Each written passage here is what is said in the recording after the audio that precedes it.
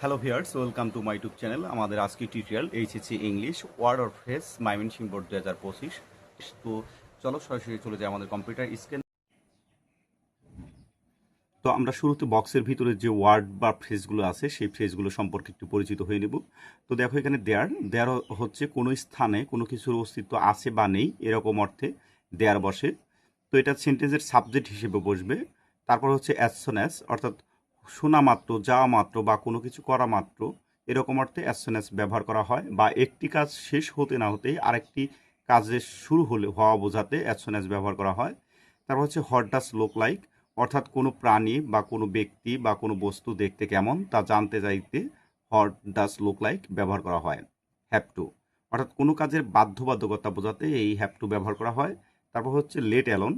Let alone শব্দের অর্থ হচ্ছে এরকম যে চিন্তাই করা যায় না বা ভাবাই যায় না বা কল্পনা করা যায় না বা দূরের কথা, এরকম অর্থে লেট অ্যালোন ব্যবহার করা হয়। ওয়াজ ব্রন, জন্মগ্রহণ করা অর্থে এটা সবসময় প্যাসিভ ভয়েসে হয়। উড রাদার, দুটি কাজের মধ্যে একটি বেশি পছন্দ এরকম অর্থে উড রাদার ব্যবহার করতে হয়।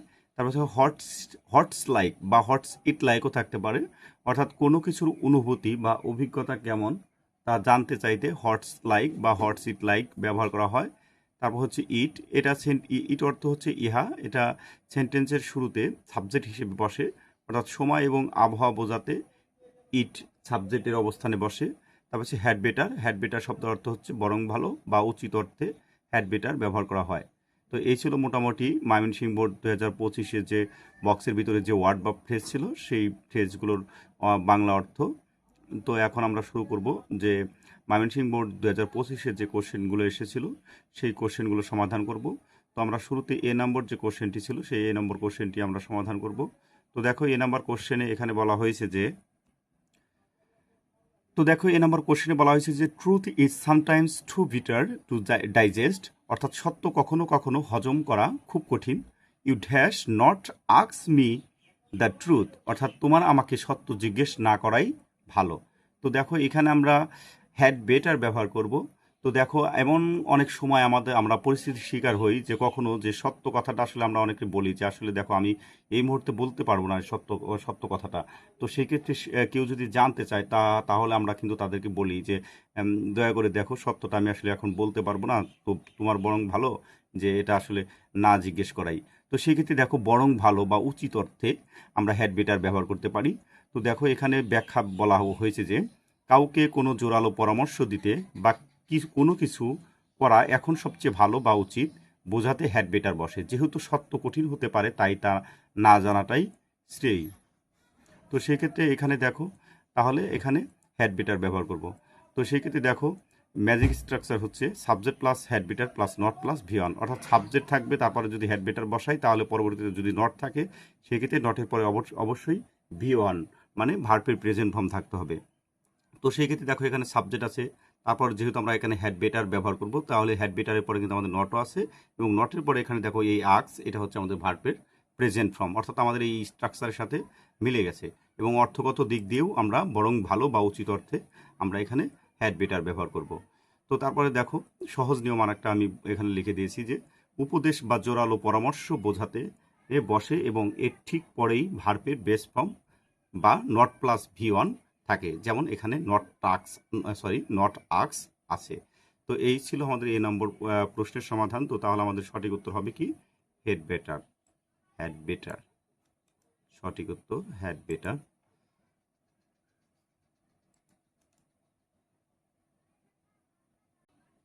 Had better. তারপর আমাদের পরবর্তী যে কোশ্চেনটি বি নাম্বার কোশ্চেন, তো এখানে বলা হয়েছে যে I can not tolerate such an insult, অর্থাৎ আমি এমন অপমান সহ্য করতে পারছি না। তারপরে বলা আছে I dash leave this place immediately then endure further humiliation, অর্থাৎ বলা হয়েছে যে আরও অপমান সহ্য করার চেয়ে আমি বরং এখনই এই স্থান ত্যাগ করব। তো দেখো এখানে কিন্তু দেন আছে, তো আমরা জানি যে দেন যুক্ত সেন্টেন্সে কি বসে উড রাদার বসে, অর্থাৎ দুটি কাজের মধ্যে যদি একটি বেশি পছন্দ এরকম অর্থে আমরা কি ব্যবহার করতে পারি উড রাদার ব্যবহার করতে পারি। তো দেখো এখানে বলা হয়েছে যে যেহেতু আমি এমন অপমান সহ্য করতে পারছি না, তো সেই ক্ষেত্রে আরও অপমান সহ্য করার চাইতে আমি কি করি এখান থেকে বরং এই স্থানটি বরং কি করি ত্যাগ করি। তো দেখো এখানে থাকার চাইতে সে ত্যাগ করাকেই বেশি প্রাধান্য দিয়েছে। তো সেক্ষেত্রে আমাদের এখানে কি হবে, উড রাদার। তাছাড়া আমরা জানি যে দেন যুক্ত সেন্টেন্সে কি বসে, উড রাদার বসে। তো দেখো এখানে ব্যাখ্যায় আমি বলে দিয়েছি যে দুটি কাজের মধ্যে একটিকে বেশি পছন্দ করা বা তবুও ভালো কিন্তু বোঝাতে উড রাদার বসে। সাধারণত বাক্যের পরের অংশে দেন থাকলে চোখ বন্ধ করে শূন্যস্থানে উড রাদার বসে। তো যেহেতু এখানে কি আছে, দেন আছে, তো সেক্ষেত্রে আমরা এখানে চোখ বন্ধ করে কি দিতে পারি, উড রাদার দিতে পারি। তো তাছাড়া এখানে বলা হয়েছে শূন্যস্থানে পরে এবং বাক্যের ভিতরে কোথাও দেন উল্লেখ থাকলে সেখানে উড রাদার বসে। তো সেম আগের কথাই। তো তাহলে আমরা সঠিক উত্তর কি দেবো, এখানে উড রাদার। সঠিক উত্তর হবে আমাদের উড রাদার।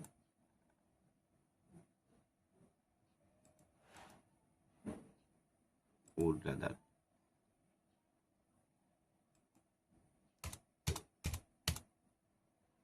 Would rather.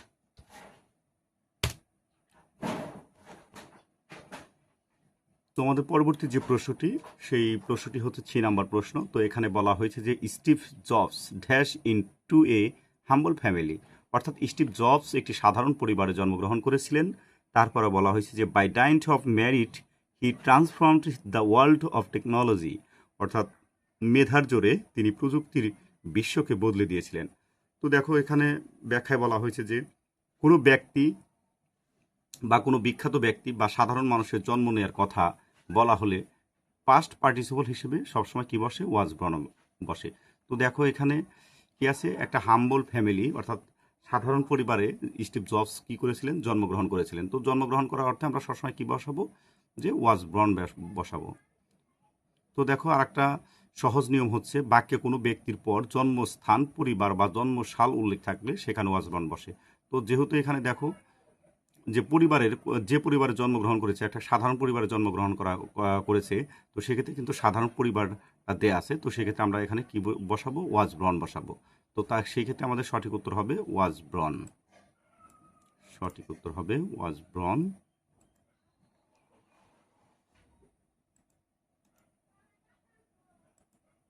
ওয়াজ ব্রন।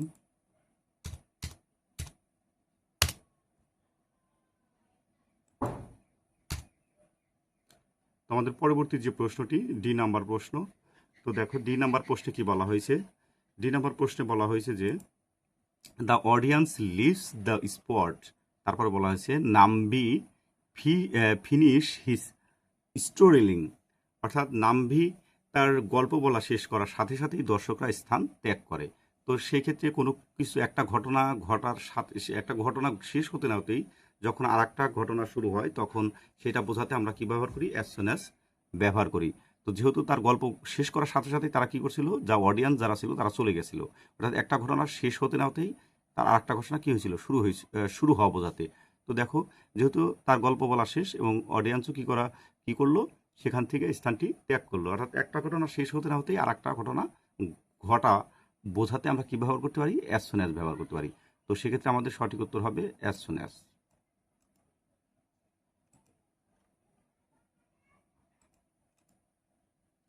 সঠিক উত্তর হবে as soon as.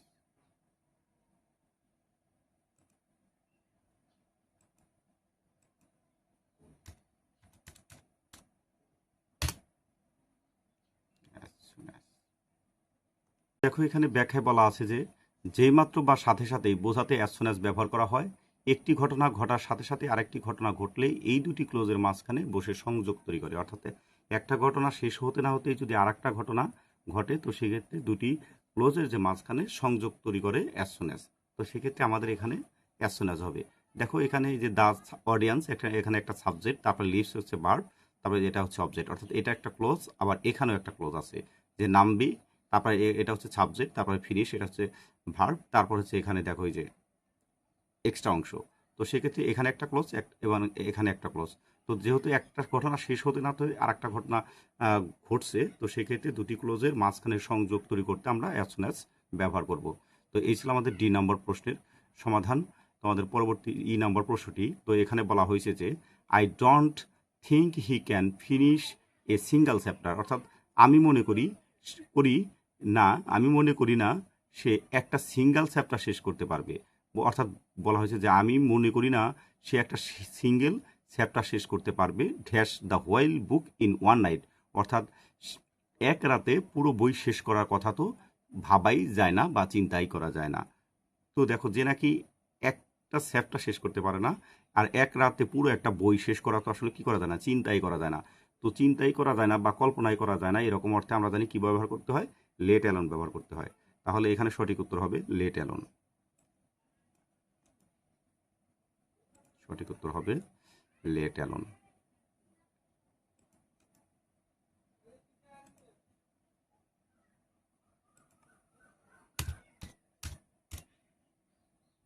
Let alone.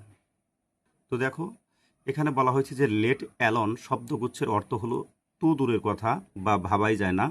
যখন কোনো সহজ বা ছোট্ট কাজে করা অসম্ভব হয় তখন তার চেয়ে বড় বা কঠিন কাজকে অসম্ভব বোঝাতে এটি বসে। তো দেখো এখানে কিন্তু একটা চ্যাপ্টারের কথা বলা হয়েছে, অর্থাৎ ছোট্ট একটা কাজ। আর এখানে করা হয়েছে যে কি, বড় একটা পুরো একটা বই শেষ করা। তো সেই ক্ষেত্রে এখানে অর্থাৎ ছোট্ট একটা কাজে যখন সে করতে পারে না আর বড় একটা কাজ অসম্ভব, এরকম বোঝাতে আমরা লেট অ্যালোন ব্যবহার করতে পারি। তো সেক্ষেত্রে আমাদের এখানে সঠিক উত্তর হয়েছে লেট অ্যালোন।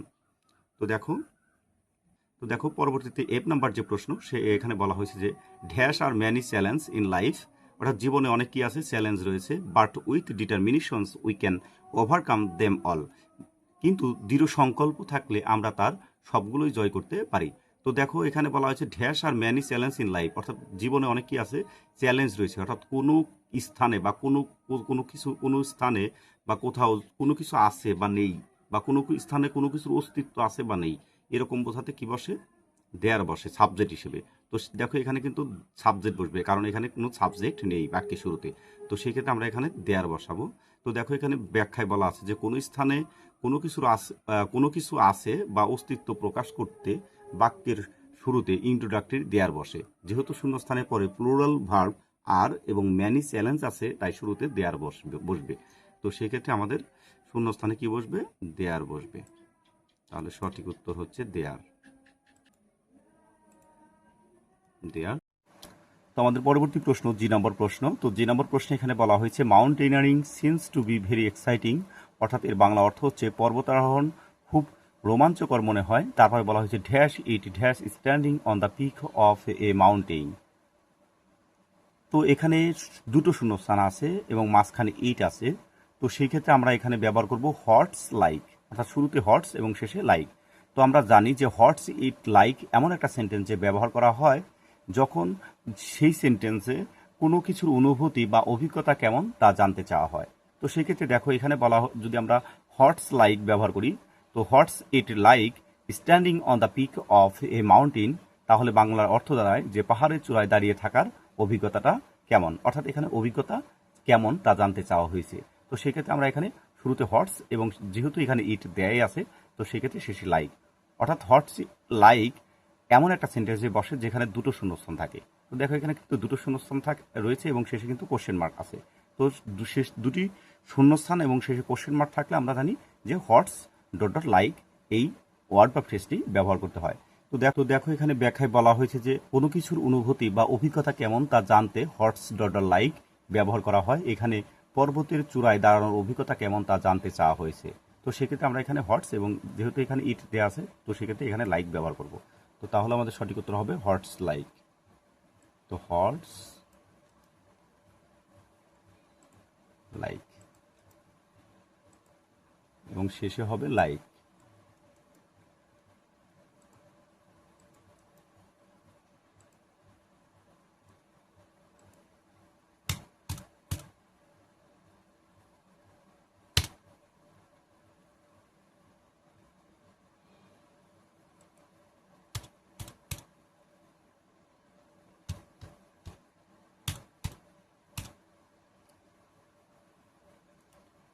তো দেখো এখানে কিন্তু আমাদের স্ট্রাকচারও দেওয়া আছে যে what's plus subject plus like plus verb plus ING. তো দেখো এখানে কিন্তু আমাদের প্রথমে হটস, তারপরে এখানে একটা ইট একটা সাবজেক্ট দেওয়া আছে, তারপর লাইক দেওয়া আছে, আবার এখানে ভার্বের স্ট্যান্ড ভার্বের সাথে আইএনজি যুক্ত আছে। তো সেক্ষেত্রে আমরা হটস ইট লাইক ব্যবহার করলাম। তো দেখো এখানে সহজ একটা নিয়ম দেওয়া আছে, যে সহজ নিয়ম, বাক্যে ডাবল শূন্যস্থান প্লাস শেষে প্রশ্নবোধক চিহ্ন থাকবে এবং প্রথম শূন্যস্থানের ঠিক পরেই সাবজেক্ট বা নাউন বা প্রোনাউন, এখানে ইট আছে যেটা বললাম আমরা যে এখানে ইট দেওয়া আছে, এই যে ইট দেওয়া আছে থাকলে এই ফ্রেজটি বসে, অর্থাৎ দুটি যদি শূন্যস্থান থাকে এবং শেষে যদি কোশ্চেন মার্ক থাকে তাহলে সেই ক্ষেত্রে হটস লাইক ব্যবহার করতে হয়। তো সেক্ষেত্রে আমরা হটস লাইক ব্যবহার করলাম।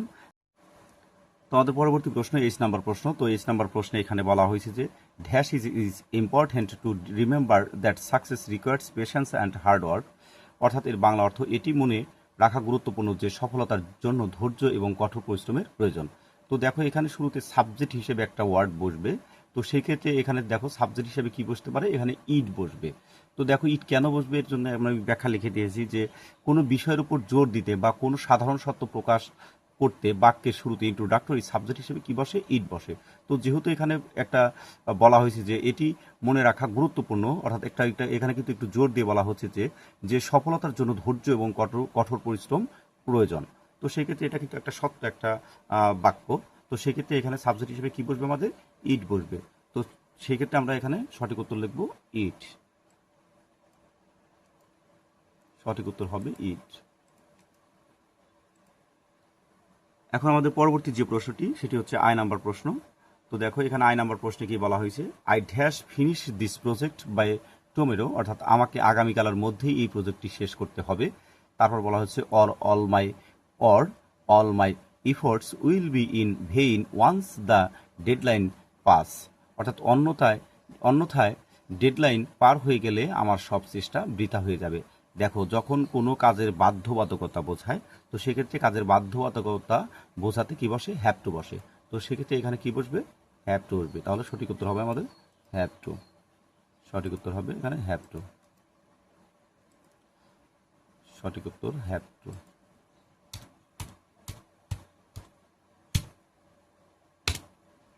তো দেখো এখানে ব্যাখ্যায় বলা হয়েছে যে বর্তমানে বা ভবিষ্যতে কোনো কাজের বাধ্যবাধকতা বা অবশ্যই করতে হবে এমন বোঝাতে হ্যাভ টু বসে। যেহেতু ডেডলাইন পার হলে সব বৃথা যাবে তাই কাজটি করা বাধ্যতামূলক। অর্থাৎ যেহেতু তাকে বা আমাকে আগামীকালের মধ্যেই এই প্রজেক্টটি শেষ করতে হবে, অন্যথায় ডেডলাইন পার হয়ে গেলে আমার সব চেষ্টা বৃথা হয়ে যাবে। অর্থাৎ এখানে কাজের একটা বাধ্যবাধকতা বোঝাচ্ছে। তো সেই ক্ষেত্রে আমরা এখানে কি ব্যবহার করব, হ্যাভ টু ব্যবহার করব। তো দেখো হ্যাভ টুর একটা স্ট্রাকচার আছে যে প্রথমে সাবজেক্ট থাকবে, তারপরে থাকবে হ্যাভ টু বা হ্যাজ টু প্লাস V1। তো এখানে দেখো ফিনিশ, এটা কিন্তু ভার্বের প্রেজেন্ট ফর্মে আছে। তো সেক্ষেত্রে এখানে হ্যাভ টু ব্যবহৃত হবে। তো তাহলে আমাদের সঠিক উত্তর হচ্ছে হ্যাভ টু। তো সর্বশেষ যে প্রশ্নটি যে নাম্বার প্রশ্ন, তো যে নাম্বার প্রশ্ন এখানে বলা হয়েছে যে I have never seen A snow leopard in the wild. তারপর বলা হয়েছে ড্যাশ ইট রিয়েলি ড্যাশ, অর্থাৎ আমি কখনো বন্য পরিবেশে তুষার চিতা দেখিনি, এটা আসলে দেখতে কেমন। তো দেখো কোনো বস্তু বা কোনো প্রাণী বা কোনো ব্যক্তি দেখতে কেমন তা জানতে চাইতে হোয়াট ডাজ লুক লাইক ব্যবহার করতে হয়। তো সেক্ষেত্রে দুটো শূন্যস্থান থাকবে এবং শেষে কোশ্চেন মার্ক থাকবে। তো দেখো এখানে দুটো শূন্যস্থান আছে এবং শেষে কোশ্চেন মার্ক আছে এবং বলা হয়েছে যে আসলে আমি কখনো বন্য পরিবেশে তুষার চিতা দেখিনি, তো আসলে এটি দেখতে কেমন। তো সেক্ষেত্রে এখানে কি বসবে, হোয়াট ডাজ লুক লাইক ব্যবহৃত হবে। তো সেক্ষেত্রে প্রথম শূন্যস্থানে আমাদের কি বসবে, হোয়াট ডাজ। তো সেক্ষেত্রে হোয়াট ডাজ এবং পরবর্তী যে শূন্যস্থান সেখানে বসবে লুক লাইক।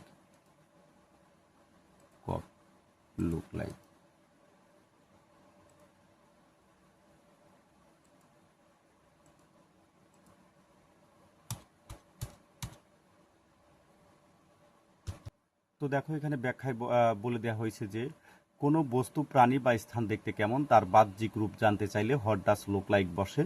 তো সেই ক্ষেত্রে দেখো এখানে আমাদের হোয়াট ডাজ এবং শেষে লুক লাইক ব্যবহৃত হয়েছে। তো এখানে সহজ নিয়ম হচ্ছে দেখো যে ডাবল শূন্যস্থান এবং শেষে প্রশ্নবোধক চিহ্ন থাকবে এবং দ্বিতীয় শূন্যস্থানের ঠিক আগে বা পরে ভার্বের বেস ফর্ম, যেমন এখানে রিয়েলি এর পরে লুক আছে। তো সেক্ষেত্রে এই ফ্রেজটি এখানে ব্যবহৃত হবে। তো সেক্ষেত্রে শুধু আমাদের এখানে হবে হোয়াট ডাজ এবং শেষে হবে লুক লাইক। তো এই ছিল আমাদের আজকের টিউটোরিয়াল। তো আমার পরবর্তী প্রত্যেকটি ভিডিওতে অবশ্যই চ্যানেলটিকে সাবস্ক্রাইব করবে এবং সাথে থাকা বেল আইকনটি বাজিয়ে দেবে। ধন্যবাদ সকলকে।